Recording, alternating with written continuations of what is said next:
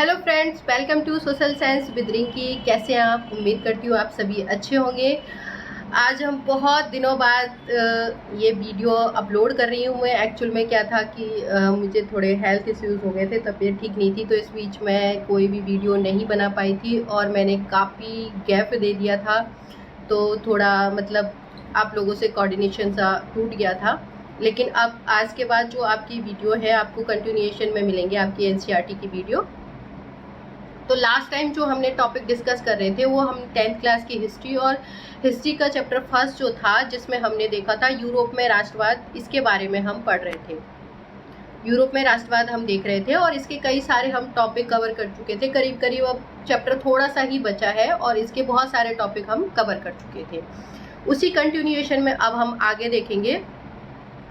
Last time जो हमने topic discuss किया था वो उदारवादियों की क्रांति देखी थी कि हमने किस तरह से मतलब 1848 में जो आपके उदारवादी हैं वो क्रांति कर रहे थे, और इसका हमने ये भी देखा था जो कंक्लूजन निकला था एक्चुअल में ये असफल रही थी। लेकिन हमने ये भी देखा था कि ये जो क्रांति थी वो असफल तो रही थी, मतलब सक्सेस तो नहीं हो पाई थी, लेकिन इसका कुछ महत्व रहा था कि जो आपके मोनार्क जो थे, जो कुलीन वर्ग वगैरह थे, उन्हें ये बात, राजा वगैरह थे, उन्हें ये बात समझ में आ गई थी कि हम इनको जो आम पब्लिक है या उदारवादी है या जो राष्ट्रवादी है, इनको बहुत देर तक रोक नहीं पाएंगे। हमें मतलब एक संविधान बनाना पड़ेगा, मतलब हम कहें एक नेशन राष्ट्र जरूर बनाना पड़ेगा।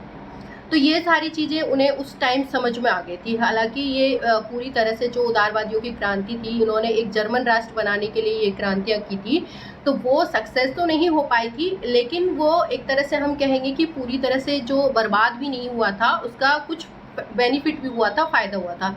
और फ़ायदा क्या हुआ अब वो हम देखते हैं कि एक्चुअल में जो फिर इसके बाद हम जर्मनी का एकीकरण देखेंगे। और ये जो जर्मनी का एकीकरण है या हम कहें जर्मन का जो यूनिफिकेशन है, वो कौन खुद मोनार्क करेगा या हम कहें जो राजा वगैरह है, कुलीन वर्ग है, वो खुद इस चीज़ के लिए आगे आएंगे। अब ऐसा वो क्यों करेंगे? एक्चुअल में उन्हें ये बात समझ में आ चुकी थी कि इन लोगों को ज़्यादा देर तक हम रोक नहीं पाएंगे, तो उन्होंने कहा कि भाई पब्लिक अब जब हमको हमारी गद्दी से हटाए उससे पहले ही हम कह दें कि एक नेशन राष्ट्र हो, संविधान होना चाहिए, इस तरह से होना चाहिए जिससे कि पब्लिक के उसमें हमारा ट्रस्ट भी बना रहे और हमारी गद्दी भी बनी रहे और पावर भी हमारे पास रहे। तो इसलिए उन्होंने खुद ने एक नेशन राष्ट्र की मतलब बनाने की डिमांड कर दी थी और उन्होंने इन्हें बनाने का मतलब जो जिम्मा है वो अपने ऊपर ले लिया था। तो हम इसी के कंटिन्यूएशन में देखेंगे आपका जो जर्मनी और इटली का हम निर्माण देखेंगे। तो सबसे पहले हम जर्मनी का यूनिफिकेशन देखेंगे, जर्मनी का एकीकरण देखेंगे और उसके बाद हम इटली का एकीकरण देखेंगे। हाँ, थोड़ा सा अभी भी हेल्थ इशू है, तो बीच बीच में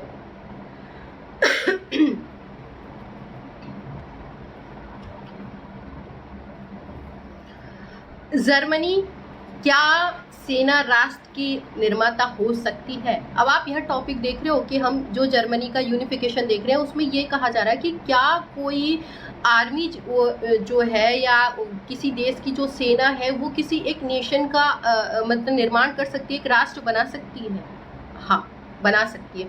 क्योंकि लास्ट टाइम जब हमने देखा कि उदारवादियों ने जो क्रांति की थी उसे दबाने का काम किसने किया था? एक आर्मी ने किया था एक तरह से, मतलब वो पूरी तरह से। तो अब यहाँ वो काम किसको सौंपा जाएगा? आर्मी को सौंपा जाएगा, सेना को सौंपा जाएगा। और कौन सौंपेगा? ऑब्वियस सी बात है, राजा कहेगा, राजा सौंपेगा। तो यहाँ हम देखेंगे कि इसी जो ये टॉपिक है इसी का हम कंक्लूजन निकालेंगे कि क्या एक सेना है वो नेशन का, एक राष्ट्र का निर्माण कर सकती है। 1848 के बाद यूरोप में राष्ट्रवाद का जनतंत्र और क्रांति से अलगाव होने लगा था। कि मतलब 1848 में क्या हुआ, जब हमने देखा कि उदारवादियों ने जो नेशनलिज्म या राष्ट्रवाद और जनतंत्र की ये क्रांति थी, उनसे लोग हटने लगे थे, मतलब ये चीज़ें खत्म होने लगी थी। मतलब राष्ट्र ये जो जनतंत्र वगैरह ये क्रांतियाँ ये सक्सेस तो हुई नहीं थी। और राज्य की सत्ता को बढ़ाने और पूरे यूरोप में राजनीतिक प्रभुत्व हासिल करने के लिए रूढ़िवादियों ने अक्सर राष्ट्रवादी भावनाओं का इस्तेमाल किया।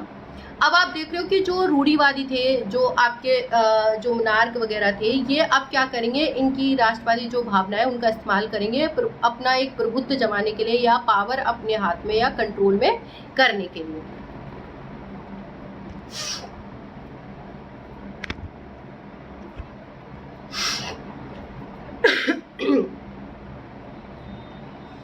इसे उस प्रक्रिया में देखा जा सकता है जिससे जर्मनी और इटली एकीकृत होकर के राष्ट्र बने। मतलब हम ये एक जो प्रोसेस है या इस प्रक्रिया में देख सकते हैं जहां हम मतलब पूरा आप देखोगे कि मोनार्क ही या रूढ़िवादी ही क्या करेंगे, जर्मनी और इटली का एकीकरण करेंगे। तो मतलब दोनों में ही आप देखोगे मोनार्क ही इनका एकीकरण करेगा। जैसे आपने देखा है कि राष्ट्रवादी भावनाएं मध्यम वर्गीय जर्मन लोगों में काफी व्याप्त थी। मतलब जो लोग थे उनमें ये राष्ट्रवादी भावनाएं बहुत कूट कूट के भरी हुई थी। अब वो भावनाएं किसी की फीलिंग्स है, वो तो खत्म हो नहीं सकती, उन्हें तो हम खत्म कर नहीं सकते। उन्होंने 1848 में जर्मन महासंघ के विभिन्न इलाकों को जोड़कर एक निर्वाचित जो संसद द्वारा राष्ट्रीय शासित राष्ट्र राज्य बनाने का प्रयास किया था। मतलब इन सब लोगों ने क्रांतियों में हिस्सा लिया था। सब लोगों ने 1848 में जो क्रांतियां हुई थी, एक जर्मन महासंघ के विभिन्न इलाकों को जोड़कर एक निर्वाचित संसद है उस द्वारा शासित जो राष्ट्र राज्य बनाने का उनका प्रयास भी किया था। हालांकि वो सक्सेस नहीं हो पाए थे, लेकिन उन्होंने प्रयास किया था। मगर राष्ट्र निर्माण की यह उदारवादी पहल राजशाही और फौज की ताकत से मिलकर दबा दी गई। मैंने कहा था ना कि आर्मी ने उसको दबाने का काम किया था। राजशाही मतलब आपके राजा वगैरह हो गए, आर्मी जो थी उन्होंने इसको दबाने की कोशिश करी थी। अब वो किसके ऑर्डर पे कर रहे थे? राजा के ऑर्डर पे कर रहे थे। तो उन्होंने ये चीज जो है आपकी राष्ट्रवादी भावनाएं वगैरह ये जो थी, या हम कहें जो ये राष्ट्र के निर्माण के लिए जो उन्होंने क्रांतियां की थी, उनको दबा दिया था। उनका प्रसा के बड़े भूस्वामियों जिसे जंकर्स ने भी समर्थन किया था। इनका जो समर्थन है किनका? आर्मी का और जो राजा का था समर्थन किन्होंने किया था? जो प्रसा के बहुत बड़े बड़े भूस्वामी जो थे, जिनके पास पैसा और पावर थी, जिन्हें जंकर्स भी कहा जाता था, उन्होंने भी उन्हीं का समर्थन किया था। इसके पश्चात प्रसा ने राष्ट्रीय एकीकरण के आंदोलन का नेतृत्व संभाल लिया। अब उसके बाद क्या हुआ? बाद में प्रसा जो था उसने अब कहा कि हम क्या है, जर्मनी का एकीकरण करेंगे, और उस आंदोलन का नेतृत्व जो था, ये कहें लीडरशिप जो है अब किसने अपने हाथ में ले ली? प्रसा ने ले ली। कि मतलब अब प्रसा के हाथ में कंट्रोल आ गया था कि भाई हम इनका क्या करेंगे, एकीकरण करेंगे।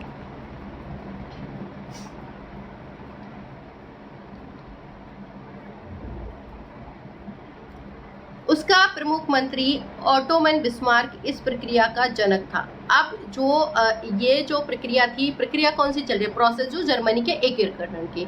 तो ये जो था उसमें प्रसा की जो सेना थी, आर्मी थी, उसका जो एक नौकरशाह की मदद से की गई थी। वो नौकरशाह कौन था? ऑटोमन बिस्मार्क था।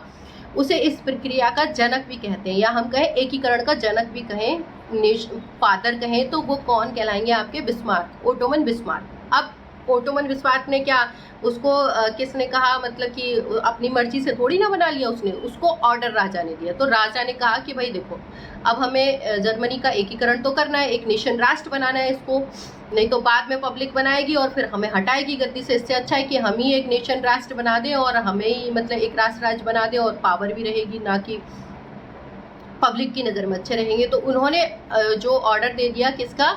जो सेना का प्रमुख था, मंत्री कौन था? Ottoman Bismarck. इसको बच्चों अंडरलाइन भी कर लेना, ये इम्पॉर्टेंट है कि जर्मनी के एकीकरण का हम कहें अहम भूमिका किसकी थी? ऑटोमन बिस्मार्क की, या जनक वगैरह जो भी है, तो ऑटोमन बिस्मार्क अंडरलाइन कर लेना। प्रक्रिया का जनक था जिसे प्रसा की सेना और नौकरशाही की मदद ली 7 वर्ष के दौरान। अब देखो ये जो, अब ऐसा तो है नहीं कि बस कह दिया कि एकीकरण कर दो और आज बोला कल एकीकरण हो जाएगा, इतना आसान तो नहीं है। कैसे मतलब पब्लिक को कहेंगे कि तुम एक नेशन राष्ट्र बन जाओ, मतलब अलग अलग छोटे छोटे नेशंस को मिला के कि भाई तुम नहीं एक कंट्री बना लो, मिल के आपस में आ जाओ और कार आ जाएंगे? नहीं, किसी को वॉर के थ्रू इस तरह से मतलब उनको एकीकरण करना था, तो इसमें टाइम तो लगेगा युद्ध लड़ने में, जीतने में। तो 7 वर्षों के दौरान, मतलब 7 साल तक ये जो युद्ध वगैरह चला था, उसके दौरान उन्होंने क्या किया? अब कौन कौन से जो इनके जो प्रशा के जो नेशन, ये कहें हम जर्मनी के जो स्टेट जो थे या जो नेशन जो थे बिखरे हुए थे, किस किस के पास? ऑस्ट्रिया, डेनमार्क, आपके फ्रांस, इन सब से उन्होंने वापस लिया। प्रशा ने युद्ध लड़े ऑस्ट्रिया, डेनमार्क और फ्रांस से। इनको अंडरलाइन कर लेना, ये भी इम्पोर्टेंट है। ये तीनों युद्ध में प्रसा की जीत हुई। मतलब इन तीनों से युद्ध हुआ था, ऑस्ट्रिया से, डेनमार्क से, फ्रांस से। इन तीनों युद्ध में प्रसा की जीत हुई और एकीकरण की प्रक्रिया पूरी कर दी कि भाई अब जीत हो गई है, और एकीकरण मतलब मिला के इनसे नेशन लेकर के और एक राष्ट्र निर्माण कर दिया। जर्मनी 1871 में वार्सा में एक समारोह में प्रशा के राजा विलियम प्रथम को जर्मनी का सम्राट घोषित कर दिया। फिर अब क्या हुआ कि एक नेशन राष्ट्र तो बना दिया। अब क्या हुआ, प्रसा का जो राजा था, कौन था, विलियम, किसकी बात हो रही है, विलियम प्रथम की बात हो रही है। तो इसी ने तो इसको ऑटोमन बिस्मार्क को नेशन राष्ट्र बनाने के लिए ऑर्डर दिया था। अब इसको क्या किया कि बाद में एक जो बारसा में महल था, उस समारोह में प्रसा का जो राजा था वहाँ उसको मतलब जर्मनी में जो बारसा का महल था वहाँ पर बुलाया और वहाँ पर इसका क्या है, एक तरह से राजरोहण कह सकते हैं, वहाँ पर इसको तो हाँ जी बच्चों, क्या था कि जो जर्मनी जो अब नेशन राष्ट्र बन गया था, जर्मनी का एकीकरण हो चुका था और अब राजा आपका कौन बन गया है, यहाँ हमने विलियम जो प्रथम है उसको राजा बना दिया है। हालांकि मेहनत किसकी लगी थी, यहाँ पर आप देखोगे जो ऑटोमन बिस्मार्क है उसके कहने पर, हालांकि जो आर्मी ही मेहनत करती है लेकिन नाम तो किसका, राजा का होता है। तो यहाँ जो राजा विलियम प्रथम है उसको जर्मनी का क्या है, सम्राट घोषित कर दिया गया था। 18 जनवरी 1871 की सुबह बेहद ठंड थी, मतलब उस टाइम ठंडे, अब जनवरी में तो ठंडे बढ़ जाती हैं, तो जनवरी में 18 जनवरी 1871 की सुबह बेहद ठंड थी। जर्मनी राज्यों के राजकुमारों, सेना के जो प्रतिनिधि थे और प्रमुख मंत्री कौन थे, ऑटोमन बिस्मार्क समेत प्रशा के महत्वपूर्ण मंत्रियों की एक बैठक हुई। कहाँ बैठक हुई थी, बारसा का महल था, महल किस पूरा एक शीश महल था, मतलब ये आपके मिरर से बना हुआ था जिसको शीश महल कहा गया था, हॉल ऑफ मिरर्स। तो वहाँ पर ये सब लोग इकट्ठे हुए, मतलब जो जर्मन का जो राजा बना था वो, वहाँ राज्यों के राजकुमार थे, सेना के प्रतिनिधि जो भी थे, मतलब इम्पोर्टेंट पद पे थे वो लोग, वहाँ का जो मंत्री था वो जो इम्पोर्टेंट मंत्री जो कौन था, ऑटोमन बिस्मार्क वगैरह, ये सारे वहां पर क्या हुए, इकट्ठे हुए सभा के लिए।